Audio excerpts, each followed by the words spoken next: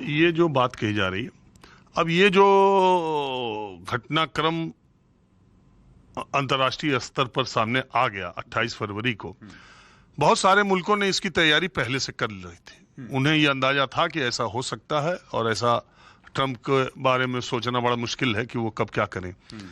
तो बहुत सारे लोगों का ये कहना है कि इस फाइनेंशियल क्राइसिस से निपटने के लिए हमारी सरकार ने उस तरह से पहले से प्लानिंग नहीं की।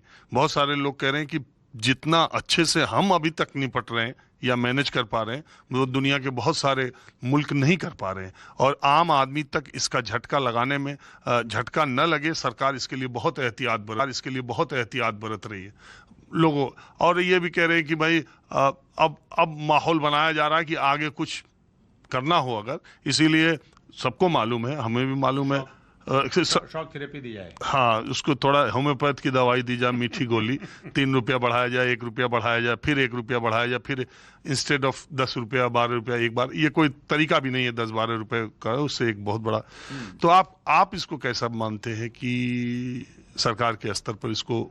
देखिए, लॉन्ग टर्म प्लानिंग में तो हम एक्चुअली हमारे नेचर में नहीं है, हम कर नहीं पाते। जैसे हम हैं वैसे हमारी सरकार है, पिछली सरकार इस सरकार भी, सब इनकी सोच एक जैसी है। तो लॉन्ग टर्म प्लानिंग के गेम में हम पढ़ते ही नहीं हैं, वो हमारा विजन ही नहीं होता है। हम शॉर्ट टर्म में लगे रहते हैं, मोटे तौर पे ये बात है।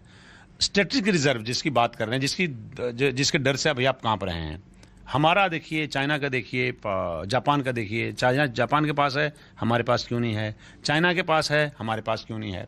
बाकी अब जो कहेंगे साहब कि देखो म्यांमार बर्बाद हो गया साहब, कंबोडिया बर्बाद हो गया, फिलीपींस बर्बाद हो गया, भाई उससे हमारी कोई तुलना ही नहीं है। वो हमारे दिल्ली शहर के बराबर पूरा देश है।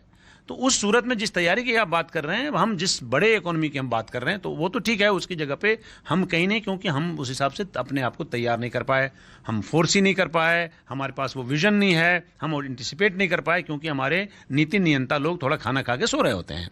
अब बेहतर तैयारी आप कर पाते तो इसमें डरने की जरूरत नहीं थी। आप एक सस्टेन कर सकते थे, अगर मान लीजिए 6 महीना भी चलता तो आप सस्टेन कर सकते थे। दूसरा जो सवाल आपका ये था कि कह रहे हैं दुनिया ज़्यादा परेशानी में है। कौन दुनिया ज़्यादा परेशानी में? देश का नाम बताइए आप मुझे ज़रा। हमसे ज़्यादा परेशानी में कौन है जो लगता है आपको कि उसने ले लिया और हमारे यहाँ कोई दिक्कत नहीं है? देखिए, जेनेरिक बात बोलने में कोई दिक्कत नहीं है। अमेरिका में क्या परेशानी है? अमेरिका के पास ज़्यादा पैसे हैं, वो $30 ट्रिलियन की कंपनी है, की इकोनॉमी है। उससे हमारी कोई तुलना है क्या? वहाँ भी गैसोलीन के रेट बढ़े हैं, हमारे यहाँ भी बढ़े, चाइना में भी बढ़े। आप जो दूसरी और इकोनॉमी की बात कर रहे हैं, पेट्रोल डीजल पूरी दुनिया में सब जगह सबसे ज़्यादा बढ़ा, हिंदुस्तान में भी सबसे कम बढ़ा, 4% यहाँ बढ़ा, जो मिनिमम ग्लोबल रेट है 13% काम करते हैं। तो हम लोग महंगाई पे बात करते हैं। अमेरिका में कितनी महंगाई है? 4% से कम। हमारे यहाँ भी 4% से कम। अब बताइए आप क्या करिएगा? महंगाई केवल पेट्रोल और डीजल से नहीं आ रही ना। आपके यहाँ पेट्रोल और डीजल से महंगाई आएगी, उनके यहाँ नहीं आ रही है। हम ओवरऑल बात करते हैं इन्फ्लेशन पे। उनके यहाँ 3.67 है महंगाई दर, हमारे यहाँ 3.48, लगभग बराबर ही हुआ ना भाई। उनके पास तो अपना भंडार भी है ना, उनके पास अपना उनके पास ऑयल रिजर्व है। चाइना ने अपना 1400 मिलियन बैरल का है, और हमारे पास 35 भी नहीं है।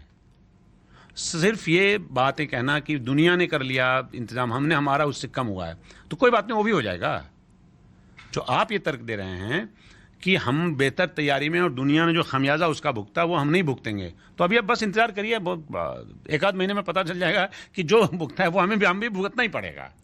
ऐसा नहीं कि we are very well prepared, nothing is going to harm us, ऐसे नहीं होता है। अभी तक के हालात में हमारे लिए चिंता का विषय है। स्थिति विकट है, व्यापक है, सीरियस है, गंभीर है। अब हमारे आम दर्शकों को ये बताइए, आम आदमी जो घर में अपने बैठा हुआ, इस संकट से निपटने के लिए वो क्या तैयारी करे कि उसको कम शॉक लगे? देखिए साहब, ऐसा है कि सब कुछ का खर्चा बढ़ेगा, खाली दूध पे ही नहीं रहेगा, स्कूल के बच्चों पे आएगा, उसके किताब के कीमत पे आएगा, पेन, आपका पहनने के कपड़े, सब जगह इसका फर्क पड़ेगा। आप बेटर प्लानिंग करिए, क्योंकि किसी को अंदाज़ा नहीं कि क्या होगा। मैं जो आपके दर्शक हैं उससे ज़्यादा बात मैं सरकार से कहना चाहूँगा कि भाई ये तो कर लेंगे पैसे की बचत, वो कंपनियां जो कल को इंसान को नौकरी से निकालेगी उसका क्या उपाय? क्या आप ये बोलेंगे? सरकार को बोलना चाहिए कि तुम लोग कल तक 100 रुपये के प्रॉफिट पे काम कर रहे थे, कोई बात नहीं, तुम 1 साल तक 50 रुपये के प्रॉफिट पे काम करो, किसी को नौकरी से नहीं निकालिए, चाहे वो लेयर लेवल का हो, चाहे मिड लेवल का हो, चाहे अपर लेवल का अधिकारी हो। आप नौकरी से अगले 1 साल तक फ्रीज कर देंगे, किसी को नहीं निकालेंगे, बेशक बॉटम पे काम करिए, डिविडेंड नहीं आएगा कोई बात नहीं, 1 साल इससे काम चला सकते हैं। इससे अगर काम चले, कॉमन मैन को ये सोचना चाहिए, इस पे ध्यान देना चाहिए कि कैसे सरकार को कन्विंस करो कि किसी भी सूरत में नौकरियां नहीं जानी चाहिए। जिसके पास, एक तो आपका खर्चा बढ़ गया, ऊपर से नौकरी नहीं रहेगी, कैसे काम चलेगा?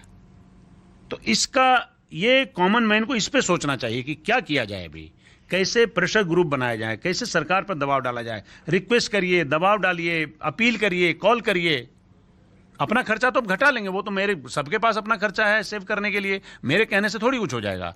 लोगों को पता है पैसे कैसे बचाने हैं। हाँ, लेकिन पैसा कैश रखिए, इन्वेस्टमेंट जहां ज्यादा लिक्विडिटी हो और पैसे जाने का डर हो उधर बिल्कुल मत जाइए। ये समय वो नहीं है, ये समय है आराम आराम से बैठने का। गंगा की धार में आप सो गए हैं तो सोए रहिए, देखिए कहां पहुंचाता है। अभी मैं सिर्फ इतना कहूंगा। चलिए ठीक है, आपने बात की, समय दिया, इसका बहुत शुक्रिया। आपने अलग अलग लोगों की राय जानी। माहौल क्या है, हमें बस आज इतना ही। अगले एपिसोड में किसी दूसरे मुद्दे पर हम फिर हाजिर होंगे। कैमरा